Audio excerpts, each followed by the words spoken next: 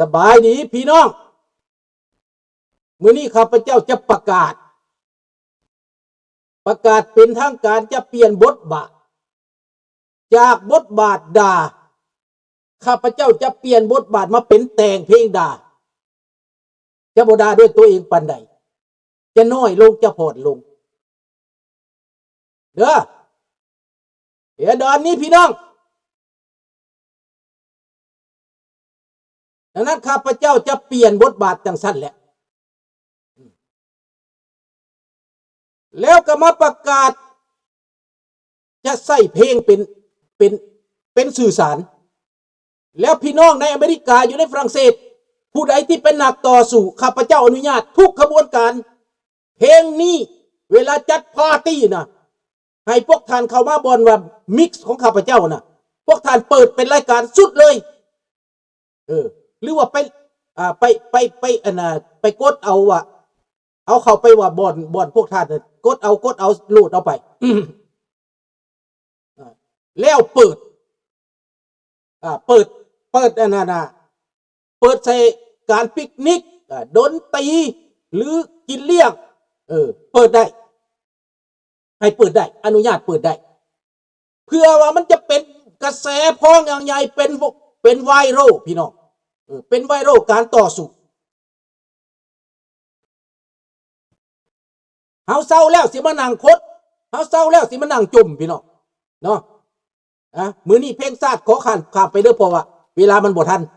ข้าพเจ้าทั้งโหลดเพลงลงทั้งจะมาเว้าทั้งจะเตรียมบ่ทันเด้อทอดเด้อเอามื้ออื่นจังร้องเพลงเนาะดังนั้นพี่น้องข้าพเจ้าเปลี่ยนบทบาทแบบนี้ผู้ใดที่ว่า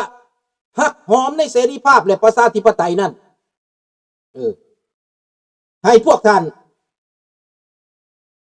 ฮักหอมในเสรีภาพประชาธิปไตยนะให้พวกท่านเข้าไปDonald Trump a une autre เข้าไปในใส่พี่น้องเข้าไปในเพลงนี้แล้วเปิดกันทั่วเมืองทั่วบ้านให้เปิดกันทั่วเมืองทั่วบ้านเพราะมันจะเป็นการดีมันจะเป็นการส่งเสริมเนาะมันจะเป็นการต่อสู้อย่างขนาดใหญ่อันนี้นะจะเป็นการเปิดกว้างพี่น้องเนาะผู้ใดฟังทาง Facebook ก็มาทางนี้เด้อพี่น้องเด้อมาทาง Facebook ข้าพเจ้าจะเปิดทั้งสองทางจะได้ยินทั้งสองทางสบายดีทาง Facebook เฮาเด้อเข้ามาถึงมันจะมาเขียนหยังก็เขียนไปโลดพวกท่านตอบเองใน Facebook นี่นะข้าพเจ้าจะบ่ได้เบิ่ง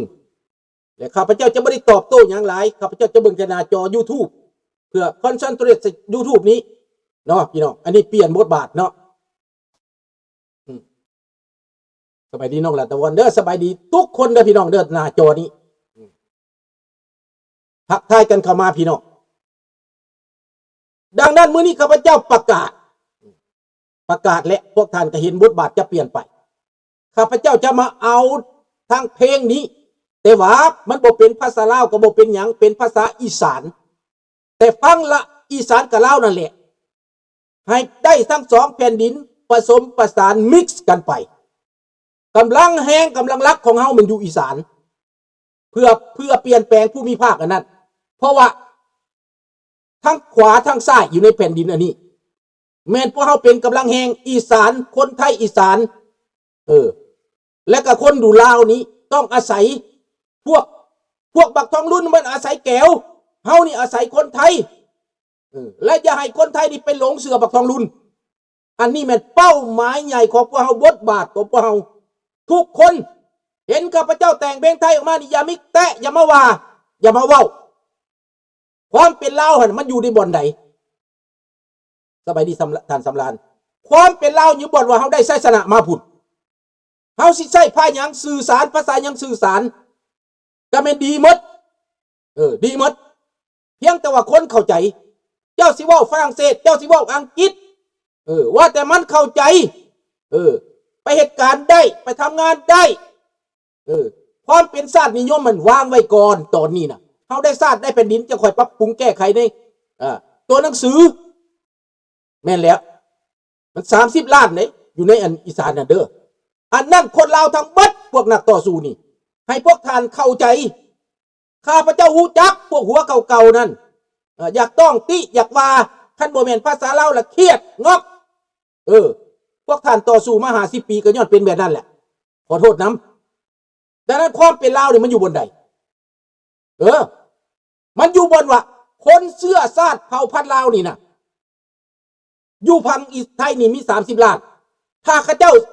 ซัพพอร์ตมันก็เป็นพลังอันยิ่งใหญ่เพิ่มใส่คนไทยที่เข้าใจคนไทยที่ว่าภาษาไทยแย่ๆนี่นะไทยครับไทยแหละนี่นะถ้าข้าเจ้าเข้าใจผ่านจากพี่น้องอีสานยิ่งจะเป็นบทบาท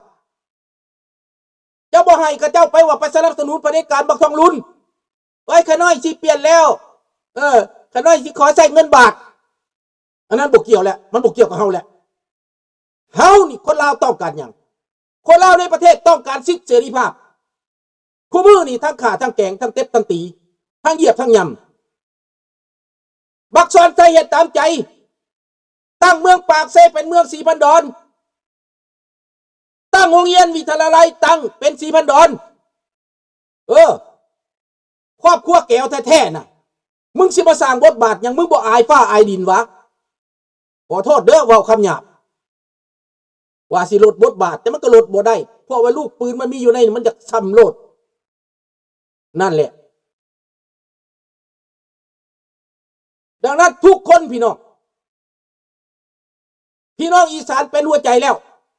ถ้าว่าประเทศลาวเป็นประชาธิปไตยพี่น้องอีสานนั้นจะอยู่ดีกินดีจะมีความสุขหลายพี่น้องมันต้องเข้าใจอยู่บ่นี้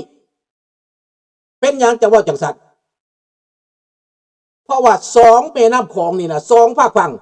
แม่น้ำของไหลผ่านทางกลางนี่นะอันนี้มันหัวใจคนลาว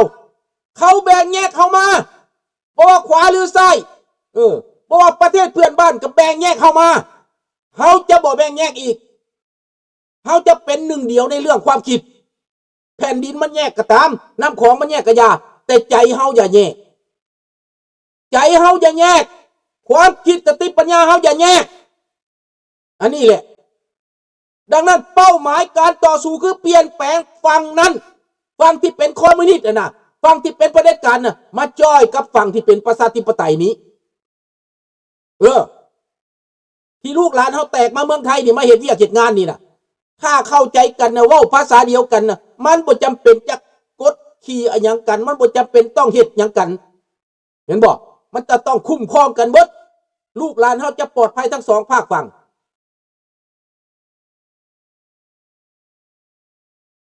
นั่นแหละคือต้องท่านจันทวีบักทองรุ่นไม่เห็นยังมันอยากให้ประเทศลาวนี่ขึ้นเป็นฮานอยอยากให้เป็นขี่ข่าฮานอยอยากเป็นทาสฮานอยข้าพเจ้าเอาวิดีโอออกไปให้มันห้องไห้ตัวหน้าโฮจิมินห์ตัวหน้าระเบิดหากินน้ำระเบิดบักทองรุ่นดังนั้นเป้าหมายของเฮาคือตอนนี้นะบักทองรุ่นกับอีหอยแห้งนี่นะข้าพเจ้าบ่ได้ด่าได้ข้าพเจ้าหยาบซื่อๆได้นี่หยาบกับด่าบ่คือกันไหนดังนั้นอีหอยแห้งนี่นะเขาต้องจัดให้มันอยู่บ่เป็นสุขให้มันละอายโลกให้มันละอายฟ้าให้มันละอายเทวดาให้มันละอายประชาชนคนลาวแท้ๆน่ะมันมาขออยู่ขออาศัยแล้วมันเอาพ่อมันเอาแม่มันเอาครอบครัวมันเอาตระกูลมันเป็นสแกมเมอร์อเมริกาเขาเบิ่งอยู่แล้วท่านจอนcertains Laotiens sont encore aveuglés ne voient rien ne voient pas que leur pays est envahi par les Chinois les Vietnamiens ils sont abrutis พี่น้องแนวใดก็ตาม c'est pardonnable encore il n'est pas trop tard vite se rejoindre au groupe มาร่วมใจกันมาร่วมใจกันพี่น้องคนลาวคนไทยคนอีสาน วางแผนการในภูมิภาคเป็นประชาธิปไตยพี่น้องวางแผนการคันลาวเป็นประชาธิปไตยแล้วเชื่อบ่ว่าพี่น้องภาคอีสานสิมีงานทำข้าพเจ้ามาหาเสียงนำพวกท่านสิมีงานทำอยู่ลาวก็ได้ไปอยู่ลาวก็ได้เพราะเป็นเลือดเนื้อเสื้อไขจะตัดกันบ่ได้ผู้ใดสิตัดสมัยพ่อข้าพเจ้าได้เมียนะแม่ข้าพเจ้าไปจากขอนแก่นไปอยู่เมืองลาวได้เมียไปเป็นเมียพ่อข้าพเจ้านายทหารได้ลูกได้เต้าสร้างบ้านแปลงเมืองบ่ได้มีปัญหาหยังบ่ต้องขออนุญาตไผอยากได้แล้วก็ไปเอากันโลดสู้ขอกันโลดแห่ขันหมากไปโลดเห็นบ่ล่ะบ่จำเป็นมีเจียมีสอเป็นทางการอนุญาตอีกอย่างเบิดไปอยู่แล้วก็ได้สัญชาติโลดขึ้นทะเบียนน้ำพอก็เป็นเมียพอแล้วก็เป็นคนลาวพอตู้ไปก็เป็นคนลาวแม่ตู้ไปก็เป็นคนลาวน้าสาวไปก็เป็นคนลาวหลานข้าพเจ้าที่เป็นทนายความเป็นตำรวจอยู่เมืองไทยเดี๋ยวนี้นะเรียนจากเวียงจันทน์เด้อพี่น้อง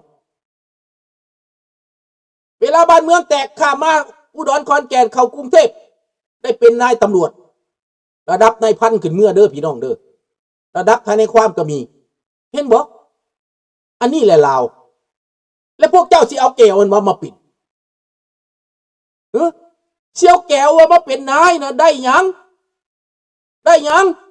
นั่นการพัวพันไทยลาวนี้มันเป็นจุดพิเศษอีสานกับลาวนี่เป็นจุดพิเศษเป็นเสื้อไปเบิ่งประวัติศาสตร์พงศาวดารตีกันบ่แกะกันบ่นักวิจารณ์ทางประวัติศาสตร์ก็เว้ากันว่าลาวกับลาวนี่มันเป็นอันเดียวกันมันตัดกันบ่ขาด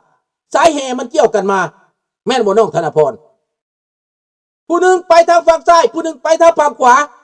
แต่ว่าการเมืองไม่ให้ผิดกันเดี๋ยวนี้เฮาสิบ่เป็นการเมืองผิดกันเด้เฮาสิให้มันเป็นการเมืองแบบยุโรปเยอรมันก็เข้ากันยุโรปก็เข้ากันแล้วปันกันกินแบ่งกันกินปกป้องด้วยกันสิทธิเสรีภาพจบไหมสวยไหมงามไหมสง่าไหมสง่าสิครับแม่นบ่ล่ะสง่าที่สุดแม่นบ่ล่ะดังนั้นพวกที่ว่าย่ำแยกตัวไทยว่าลาวกันอยู่นี่นะเศร้าพวกเจ้าเว้ามันเขาเป็นแก้วเลยพวกเจ้าบ่เห็นเว้ามันเขาเป็นเจ๊กเลยสิพวกเจ้าบ่เห็นเว้า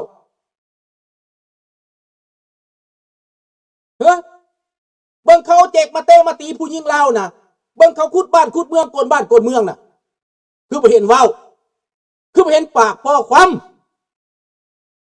คือบ่เห็นว่าหยังขอบใจเด้อลุงทองพาเที่ยวซาลุยอังโกเซซุยอังเรตาแกนชวกเนเองตังเสกตุยอาดี correspond exactement ce que les habitants d'Isan nord de la Thaïlande apprécient merci beaucoup พี่น้องลาวทั้งหมด